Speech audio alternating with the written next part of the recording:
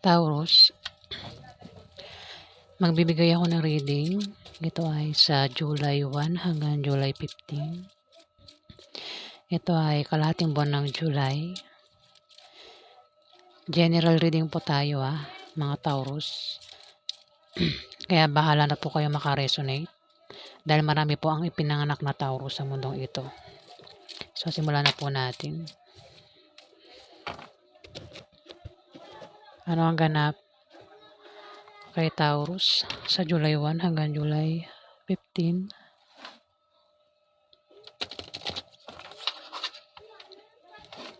Ganap kay Taurus.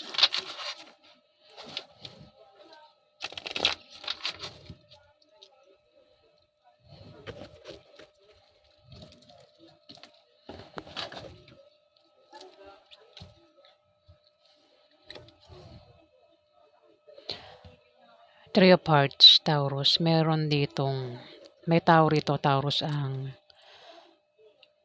mamimili sa dalawang karelasyon niya o sa dalawang minamahal niya.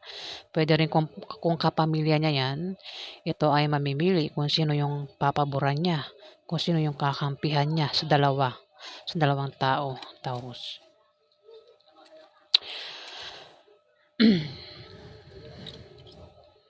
Dito, kung meron kang maaaring sa July 1 to July 15, meron kang kahirapang pagdadaanan.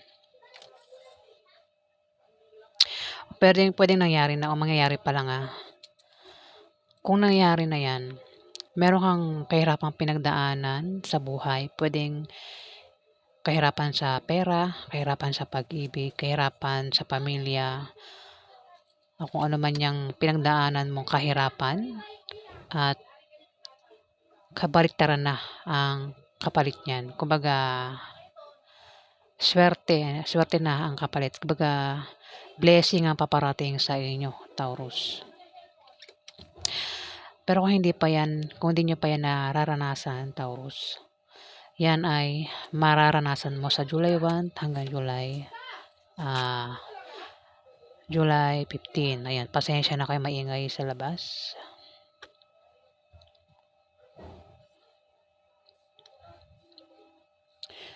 Ayan.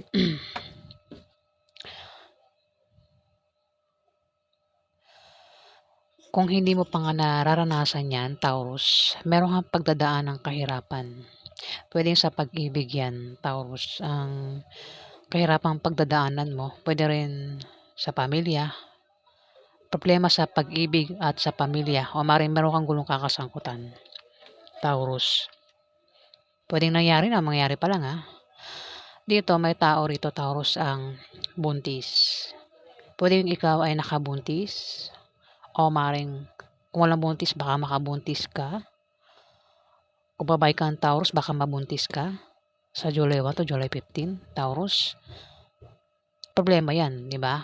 Kung makabuntis ka. Pwedeng mangyari pa lang Inuulit ko Pwedeng nakabuntis ka na kung nangyari yan. At kaya nagkakaproblema ka, Taurus. Pwede rin naman na ang nabuntis mo mismong asawa mo o girlfriend mo, Taurus. Pero kaya ka siguro nagkakaproblema dahil itong karelasyon mo, itong maring girlfriend mo o boyfriend mo ay maring hindi mo tunay na asawa. Pwede yan ay third party na nabuntis mo. Pwede yan ay may asawang iba, kaya ikaw ay nagkakaproblema, Taurus.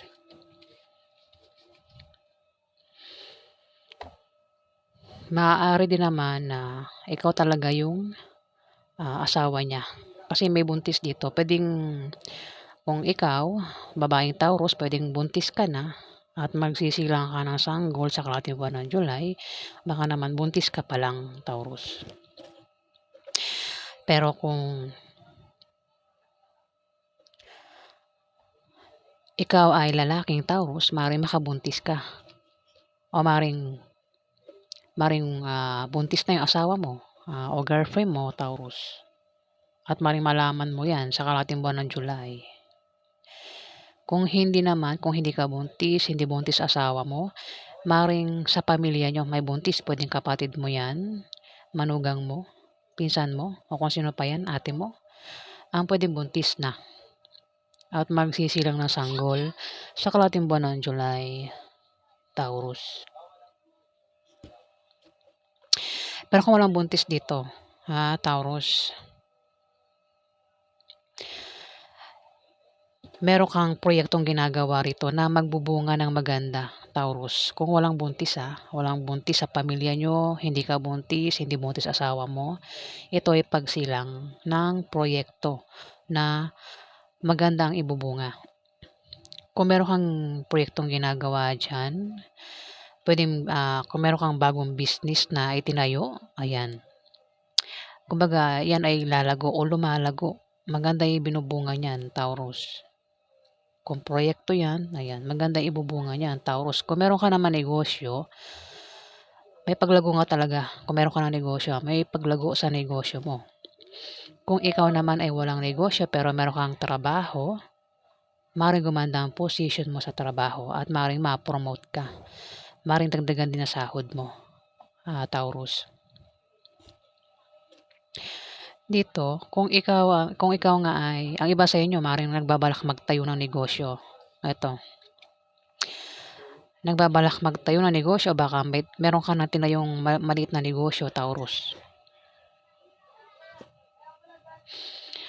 Ano 'yan, kumbaga kung naitayo mo na yung negosyo na 'yan, lumalago 'yan, maraming bumibili, mabenta.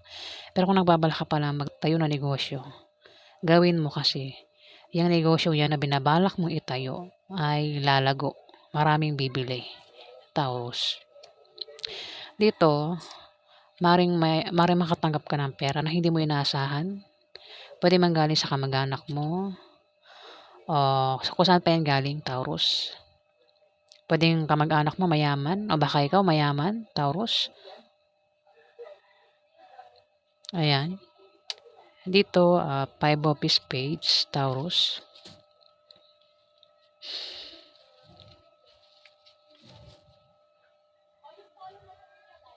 May darating sa iyo na opposition o maaaring obstacle 'yan, pero panandalian lang. Puwedeng 'yan ay mga blessing na maaaring akalain mong hadlang, Taurus. Maaari din na ikaw ay ma-depress at maging negative ang pananaw mo sa buhay. Pero kung hindi ikaw 'yan, may tao dito ang maaaring ma-depress at maging negative ang kanyang pananaw sa buhay, Taurus. Dito, puwedeng kung meron ka ngang negosyo, Taurus, o kung nagbabalak ka palang magtayo ng negosyo, kasi patungkol ito sa negosyo. May kasama ka dito sa negosyo mo o maaaring sa trabaho mo na magbibigay sa'yo ng problema, Taurus. Kapartner mo 'yan. Puwedeng mismo ang kapartner mo mismong asawa mo o maaaring girlfriend mo, kasama mo 'yan sa trabaho mo o sa negosyo mo. Pero puwede rin naman na hindi mo 'yan kaano-ano, kasama mo lang sa trabaho mo o sa negosyo mo ang maaaring magbigay sa'yo ng problema. Dahil ang taong ito ay maaaring may gusto sa'yo o baka naman ikaw ay may gusto sa kanya, Taurus. Ayan. Pero kung 'yan ay mismong asawa mo, girlfriend mo, nakasama mo sa negosyo mo o kasama mo sa trabaho mo, mukhang hindi kayo magkakasundo nito 'no, mukhang magkakaproblema kayong dalawa. Dito mag-ingat ka o may tao rito ang pinag-iingat sa aksidente. Dahil ang taong 'to puwedeng maaksidente 'no, Taurus. Kung may kilala kang Libra, Aquarius, Gemini, babae o lalaki, bata ito sa'yo, Taurus, ayan. Pinag-iingat, puwedeng ito ay asawa mo, girlfriend mo, boyfriend mo, bata sa'yo, puwedeng anak mo, kapatid mo na bata sa'yo, kung sino pa ito, Taurus, Libra, Aquarius o Gemini, pinag-iingat siya o ikaw pinag-iingat ka sa isang Libra, Aquarius o Gemini. Misfortune, kamalasan ito, puwedeng makaranas ka ng kamalasan, mukhang kapartner mo nga ito sa buhay, kasakasa mo sa negosyo mo o sa trabaho mo, Libra, Aquarius o Gemini. Maaaring magkaroon ng kamalasan ano, kasi kamalasan ito, eh, misfortune, eh. Puwedeng malasin kayo, puwedeng sa negosyo, kung ganyan hindi kayo magkasundo talagang mamalasin kayo, 'di ba? Puwedeng ito buntis na kasi may buntis dito, Taurus. Baka itong Libra, Aquarius, Gemini na ito na babae ay baka buntis na. Kung hindi mo pa alam 'yan, maaaring malaman mo sa kalahating buwan ng July, buntis na ito, Taurus. Ingat din ano, kasi negosyo, eh. Dahil hindi kayo magkasundo ng ka-partner mo sa negosyo mo, maaaring ma-bankrupt ang negosyo mo, Taurus. Ingatan mo na ma-bankrupt ang negosyo mo sa July 1 to July 15, Taurus.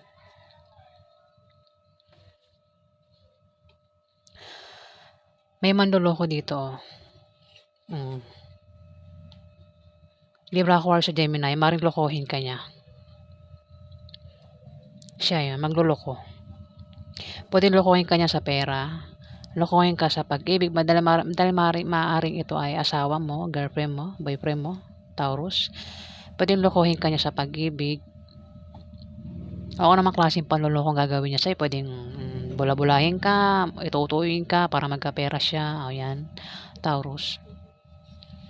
Puwede kasi yung ano na 'yan, panloloko puwedeng semi-semi lang, hindi malala. Ayan na, Taurus. 'Yan ang ganap sa inyo, alamin pa natin.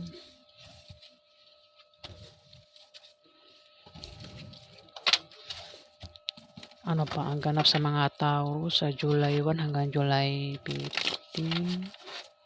Kailangan bumulong lang tayo kasi may mga marites sa paligid. Baka marinig tayo. Baka humadlang pa sila. Baka biglang magpatugtog, ano. Ayan, ano pa ang ganap kay Taurus sa July 1 hanggang July 15?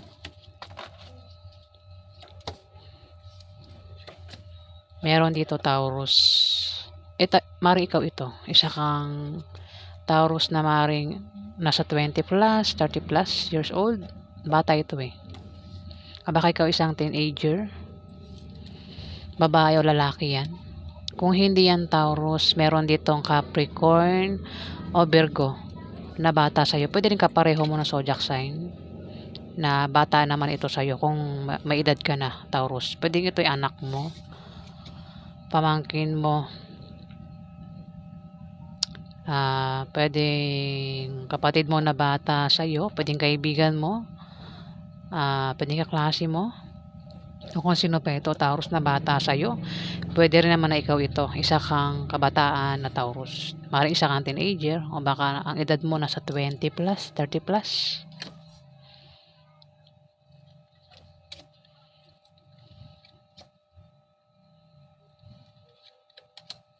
Ingat ka, Taurus, kasi may 8 of clubs. May tao magbibigay ng problema. Bibigyan ka niya ng problema kaya ikaw ay magkakaproblema, Taurus. O baka naman ikaw ay magbigay ng problema sa taong yan sa July 1 to July 15, Taurus. Kasi itong reading na to, pwede mong i-reverse. May tao magbibigay siya ng problema rito at ikaw ay magkakaproblema. Affected ka sa problema. At ang mukhang problemang ibibigay sa iyo niyan ay maring magloko yan. Magloloko. Mayroon tao dito ang magloloko. Pwedeng ikaw o itong Libra, Aquarius, sa Gemini na ito, Taurus. Asawa mo ito, Taurus. Libra, Aquarius, sa Gemini, asawa mo, magloloko. Asawa yan eh. Ano ito? Maring ito ay magbalak pagtaksilan ka. Kung hindi pa nangyayari ngayon, maring sa kalahating buwan ng July, magbalak itong pagtaksilan ka, Taurus.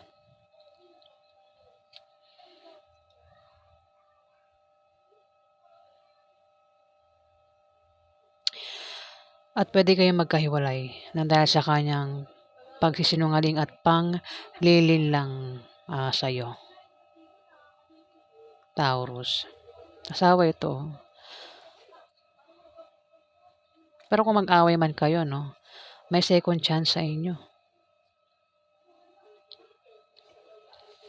Dito, meron ditong Scorpio, Pisces o Cancer, babae o lalaki. Bata rin ito. Puwedeng teenager o 20 plus, 30 plus years old. Ayan. Sumunod ang Ten of, Diamond, may pagbabagong mangyayari sa kanya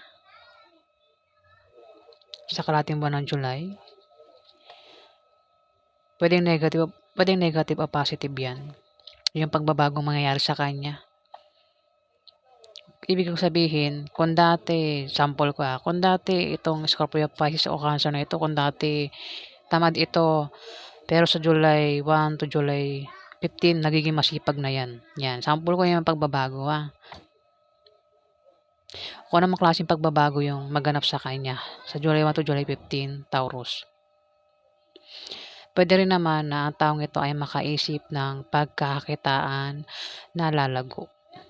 Puwede makaisip itong magtayo ng negosyo, Taurus, itong Scorpio, Pisces o Cancer na ito. At ang negosyo ngang 'yan ay lalago. Pero kung meron na siyang negosyo, may paglago sa kanyang negosyo o biglang lalago 'yan sa July 1 to July 15, Taurus.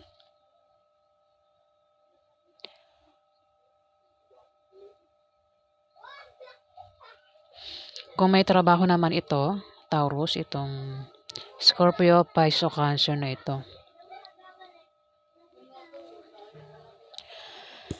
maaari siyang ma-promote o maaaring dagdagan ng sahod niya.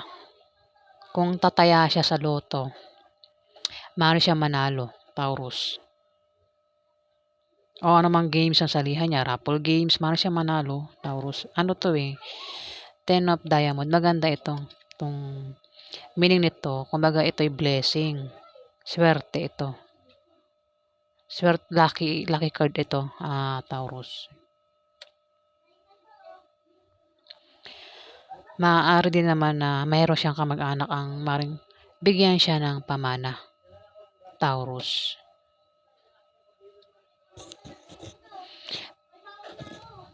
Puwede naman na ikaw ang tinutukoy. Ayan, kasi nga puwede ngang baliktaran itong reading na ito, Taurus. Ikaw ng bahala kung sa'yo mangyayari ito, itong mga card na ito na nasa iyo 'di ba?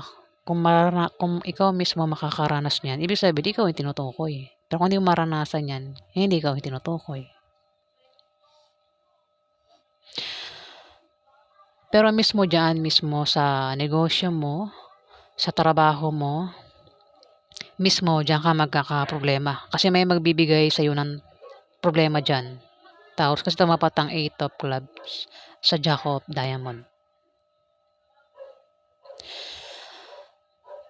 Maganda ang pasok ng pera mo sa July 1 to July 15, pero mismo diyaan may magbibigay sa iyo ng problema, Taurus, kaya ikaw nga ay magkakaproblema.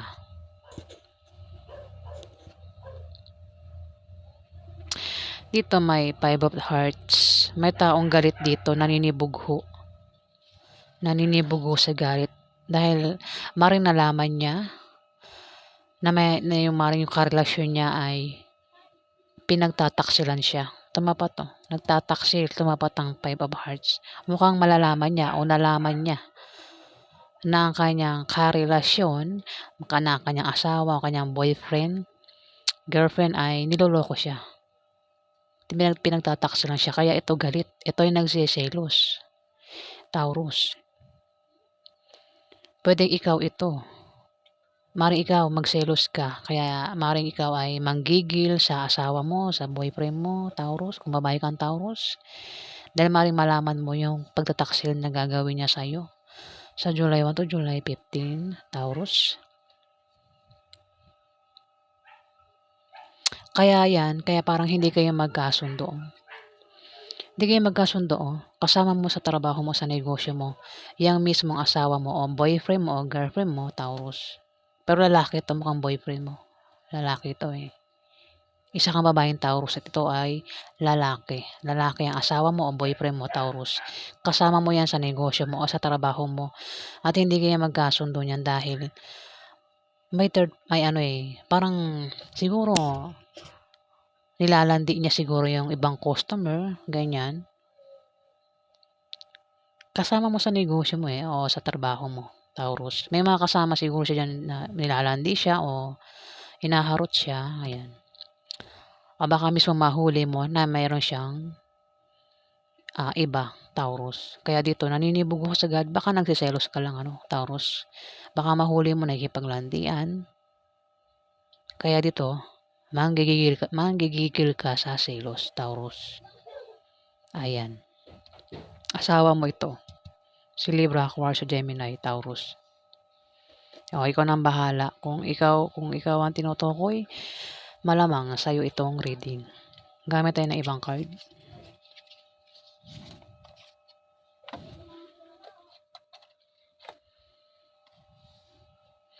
Ano pa ang ganap kay Taurus sa July 1 hanggang July 15?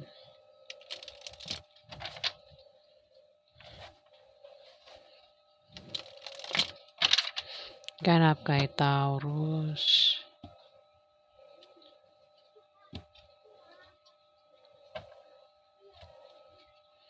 Ganap kay Taurus sa July 1 hanggang July 15. Ayan.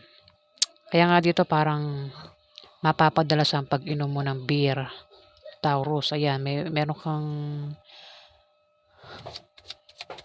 ayan, parang lulong sa alak, Taurus.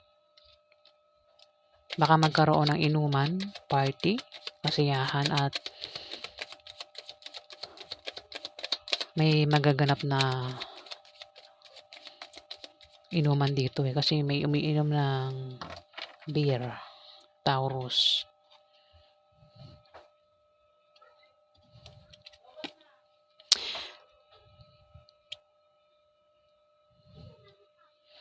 Dito, 6 of coins.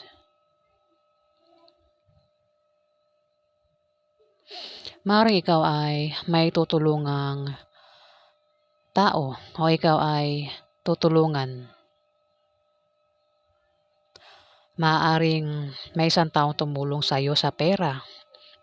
Kung magka-problema ka sa pera, Taurus. O maaaring may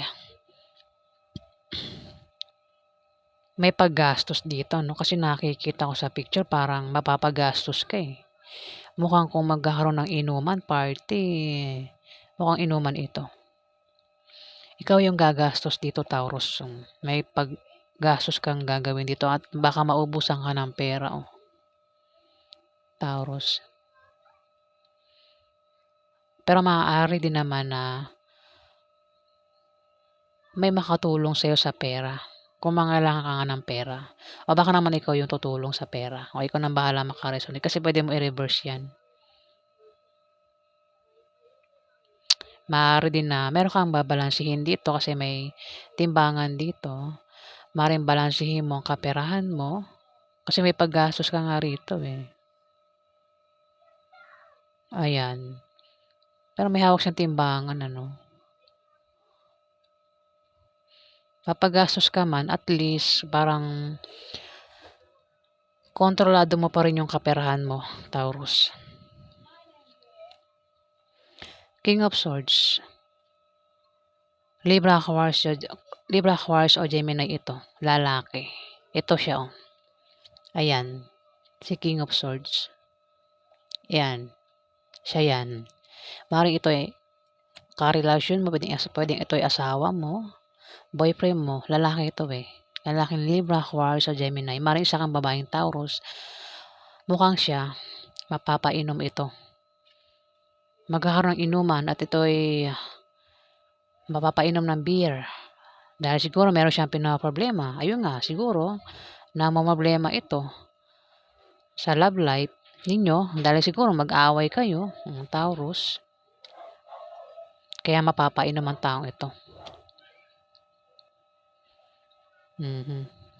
Si King of Swords, isa itong lalaking mapag-isip. Matalino ito, Taurus. Patas, ethical at 25 years old pataas, Taurus. Maring ito ay asawa mo nga o boyfriend mo, Taurus. Mukhang yan, mapapainom ng alak yan, Taurus. Sa kalating buwan ng July. Ayun o, umiinom ng alak ko. Mukhang may paggastos siya na gagawin Baka ubusin ng pera niya kaya bili ng beer, Taurus. Dahil nga siguro makatanggap siya ng pera, ayan. Yung perang matatanggap niya, gastusin niya sa pagbili-bili ng mga beer. Dito may nakabaliktad na coins. Nakabaliktad, ilan ba to? 9 of Pentacles, 9 of Coins. Maring maubusan ka ng pera. Itong taong ito, Taurus. Libra ka sa Gemini, maring maubusan ng pera kung hindi niya titipirin ng pera niya. Kailangan niya rin mag-ingat sa taong magnanakaw. Dahil may magnanakaw dito. O baka ikaw yan, pinag-iingat ka, Taurus, sa isang magnanakaw. Mag-ingat ka sa isang Libra sa Gemini. Kasi isa lang nakikita kong zodiac sign dito, Libra sa Gemini. O baka naman, hindi mo yan asawa, baka yan ay kumpare mo, katrabaho mo nga, o kasama mo lang sa negosyo mo. May tao rin pinag-iingat na maubusan ng pera. Ito nga, may paggastos siya. Ano to? Lasinggero. Taurus. Uubusin niya ang pera niya kakabili ng alak. Pwede ikaw ang tinutukoy itong Libra sa Gemini, Taurus. At maaaring maubos talaga ang pera niya kung hindi niya titipirin, kung hindi niya titigilan ang pag-inom niya, kung hindi niya titigilan ang kanyang bisyo, Taurus, sa kalating buwan ng July. Kailangan niya magtipid, Taurus. At pinag-iingat siya sa magnanakaw dahil pwede siyang manakawan. Wala rin siyang kulang siya sa stability at wala siyang security sa kanyang kaperahan, Taurus. Hindi secured ang kanyang kaperahan, Taurus, sa July 1 to July 15.